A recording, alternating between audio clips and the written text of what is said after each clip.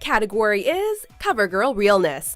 Welcome to Ms. Mojo, and today we're counting down our picks for the top 10 things you didn't know about RuPaul.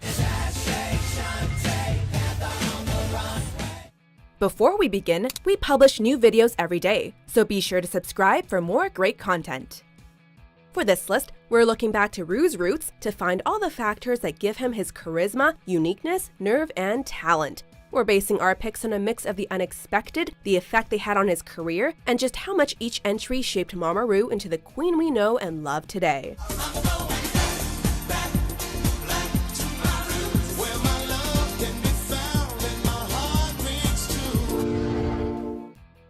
Number 10, RuPaul is his real name. He said, RuPaul, that's my real name, RuPaul, don't take life so seriously. And it was, Bonnie, it was the best lesson I've ever gotten in my entire school life. Even though RuPaul seems unique enough to be a stage title, it's actually been this famous queen's name since birth, as evidence of the fact that his parents were about as Louisianan as they come.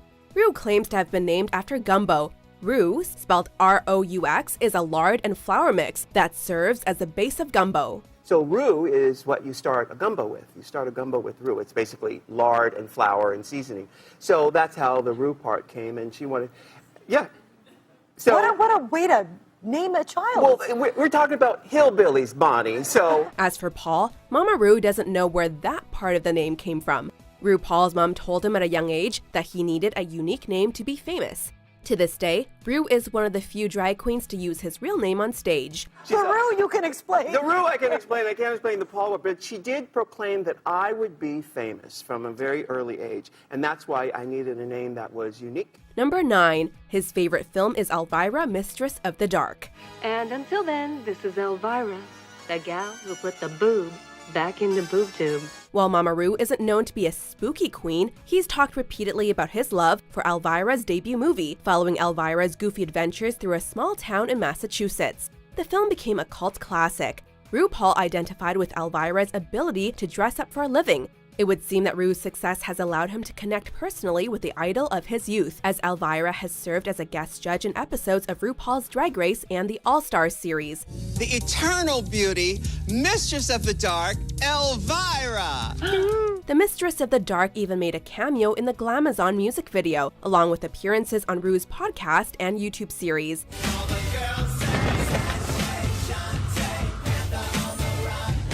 Number 8, Ru's mom was a foul-mouthed single mother. My mama, Ernestine, swore like a truck driver. His name is RuPaul Andre Charles, and he's gonna be a star, 'cause ain't another mother alive with a name like that. RuPaul's endless ability to turn out sayings takes a lot of inspiration from his mother. Tony Charles worked as a clerk at a college registrar's office while raising Ru and his siblings on her own.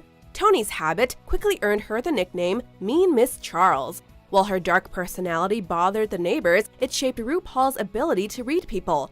Ru's mom also taught him how to sew, as well as inspiring his keen sense of fashion. And my mother was this real punk rock, dark, anti-authority firecracker who cussed like a sailor, but had a really good sense of style. Like her son, Tony also gave memorable advice, like if they ain't paying your bills, pay them no mind. But, you know, with more cussing. If they ain't paying your bills, pay them bitches no mind. Number 7, Ru has a love for cars. Long before RuPaul had even learned to drive, he was in love with everything automobile.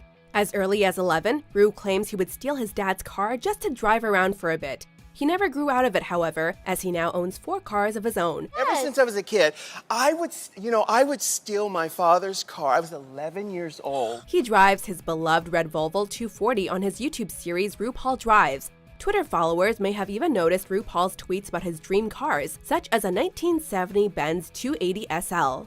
This passion for cars certainly adds a nice double meaning to the title of his flagship television series, RuPaul's Drag Race. I have about 4 cars, but if I had more garage space, I would probably have 24. Number 6, Ru was in a band before going solo. Is RuPaul Charles? And here is the U-Haul. Back in the 80s, before making it big, RuPaul was already pushing the envelope with his music, which was influenced by punk and new wave, among other styles.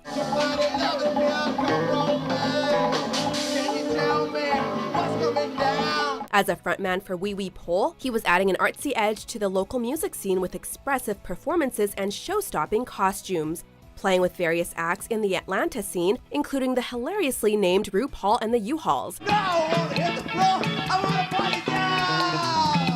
RuPaul even achieved some early TV exposure thanks to Atlanta's famous American music show. When it came time to bring his rocking past to Drag Race, Mama Ru did it with the help of heroes like Blondie and the B-52s to judge his contestants. If you see a faded sign at the side of the road that says 15 miles to the Number 5. He became the first drag supermodel. In the 90s, having already earned themselves a reputation as a progressive makeup company, MAC Cosmetics turned their eyes to RuPaul. In 1994, Mama Ru became not only the first spokesperson for MAC's Viva Glam lipstick line, but also the first face of their brand overall. I bet you're all wearing MAC, right? This big opportunity helped solidify Ru's career, making him the first drag supermodel. Helping MAC use a lipstick to raise money for the MAC AIDS Fund, RuPaul was able to support the LGBTQ+ community as well. RuPaul has even tied MAC back into his show, challenging his queens to make their own Viva Glam campaign. Number 4. RuPaul has his own doll. Before RuPaul's Drag Race made him more popular than ever, Ru already had his own toy. Advertised as the first transvestite fashion doll, the limited line was put out by Integrity Toys in 2005.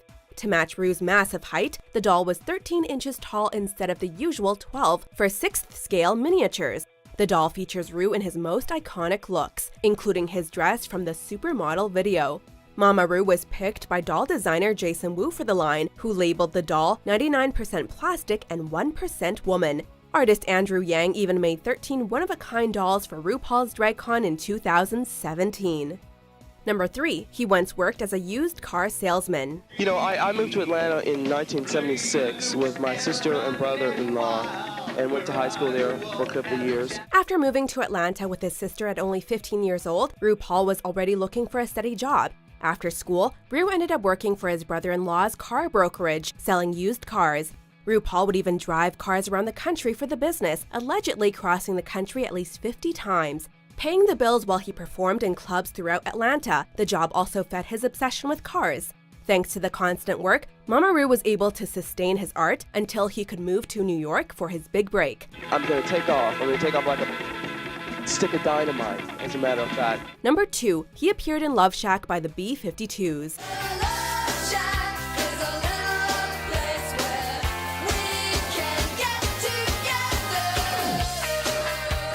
Though he's instantly recognized these days, Ru was hard to spot in the mayhem of the Love Shack video. Mama Ru shows up repeatedly for mere seconds, already perfecting his drag persona.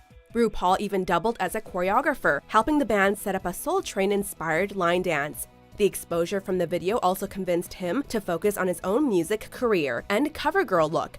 The B-52s were a huge inspiration to Ru, and singer Fred Schneider even co-wrote RuPaul's song Stinky Dinky a few years later. Coming full circle, the band eventually appeared as judges on RuPaul's Drag Race for a lip-sync battle to Love Shack.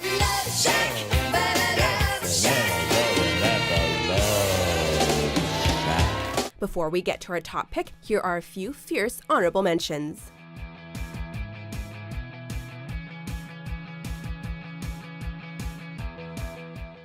What's your name, cutie pie? Tony Boy Whip. Perfecto. Number 1. RuPaul released Supermodel on his 32nd birthday.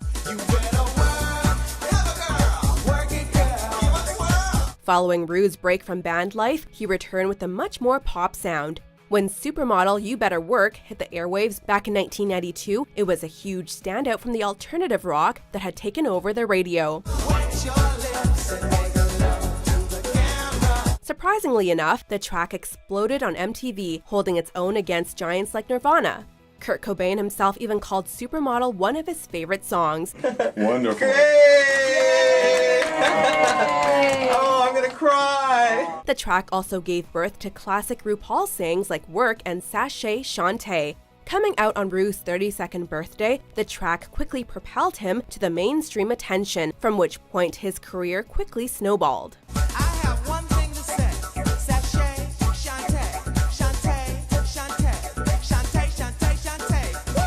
you agree with our picks? Check out these other great clips from Ms. Mojo and subscribe for new videos every day.